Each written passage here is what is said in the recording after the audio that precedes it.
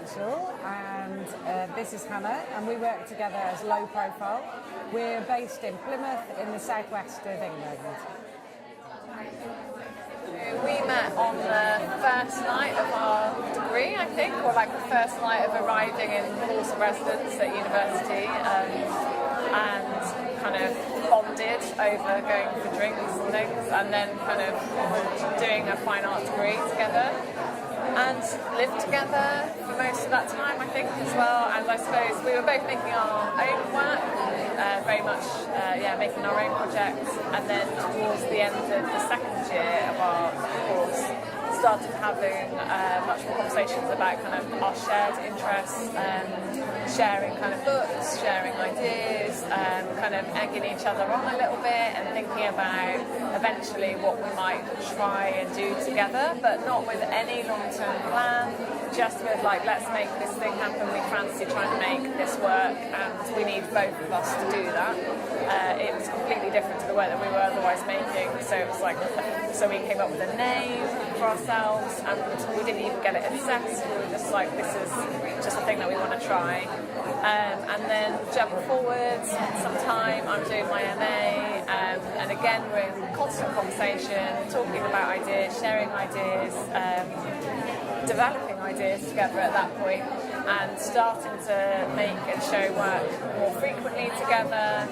And then I kind of asked Rachel to marry me in a non-romantic sense, and she said yes. I said yes, yeah. And we decided to just make work together, essentially, and that's made that kind of commitment to each other, that that's what our practice would be.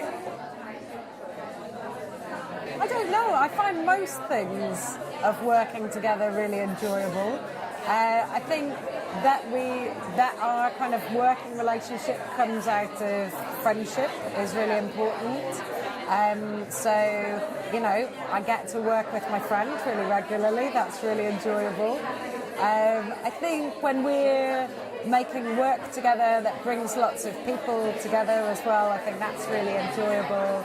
And especially in those situations when we can step back, we've set up the context, we've made the thing happen, and then just being able to watch it run and happen by itself is really, really satisfying. Yeah, that stuff. I think, working with each other, working with other people, ganging together with other artists and curators and making stuff happen, really making projects, and then that moment where you actually get to put them in the world, because it takes so long to get to the point where all the stuff behind the scenes of developing ideas, writing bids, logistics, you know, we spend a lot of time behind our laptops, essentially, kind of in a the majority of our time is involved with laptops, writing plans, writing applications, and so those moments when we actually get to unleash our work on the world is really nice, really enjoyable. Plenty of challenges, I guess. Being an artist, we both juggle other jobs. We have like different family commitments, work commitments, and we've been working together for quite a long time now, so for about 15 years and more. And so I suppose over that time it's kind of those working patterns and those different pressures or needs around our practice will shift and change, and so it's just kind of like constantly working out and finding a way to keep going, and to kind of find a way of maintaining our practice, I suppose, is a challenge. But at the same time, I think that we've always understood that or at a certain point started to understand that was on our own terms, that we could work out how we do things, and to do that on our own terms, based on our own needs, and what else is going on in our life. And so it's a challenge, but at the same time it's kind of I think we have a sense that however we do it is okay, essentially.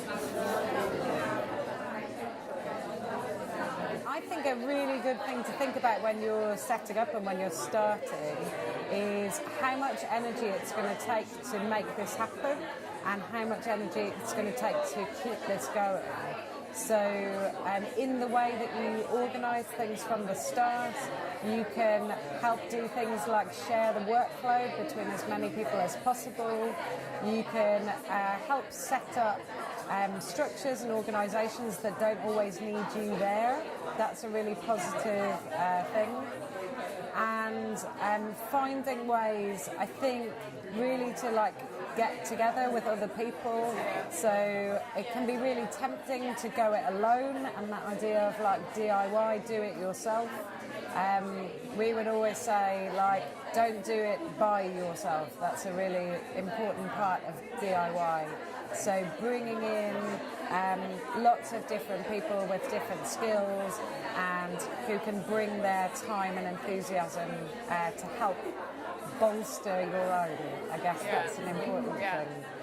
And we massively learnt the value of working with other people like producers, people who like marketing producers, logistics producers, people who are really excellent at mentoring or evaluating or documenting or whatever it is, and kind of building a crew around the projects that we do, because we only have so much capacity. That's quite limited actually, and so realising that we also don't have to do it all ourselves. I think there was a point where we were doing that, all of the jobs that you have to do, and now it's at a point where, like, we, whenever possible, we try to bring other people into projects to help us deliver them.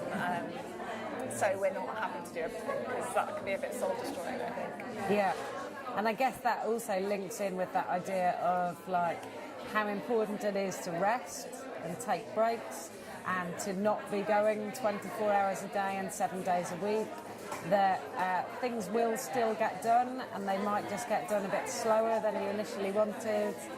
So I guess like developing your own sense of being patient with the types of projects that you want to do, and if they're really worthwhile, they'll happen, and they'll happen well, but they don't have to happen like right now. Let's go.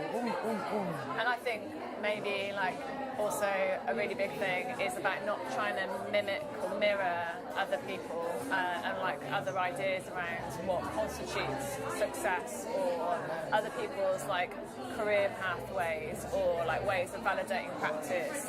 I think you have to make your own rules and kind of do things on your own terms, and decide for yourself what those kind of notions of success might mean. And then when you get to do that, it's like a much freer kind of way of working, because you're validating your own, projects and the ways that you're working. And those are clear. Those are things that you can like relate to. You should be able to write them down. You should be able to kind of know what the aim of what you're doing is, or those multiple aims of what you're doing are. And they shouldn't be for and other they shouldn't people. be for other people. Yeah.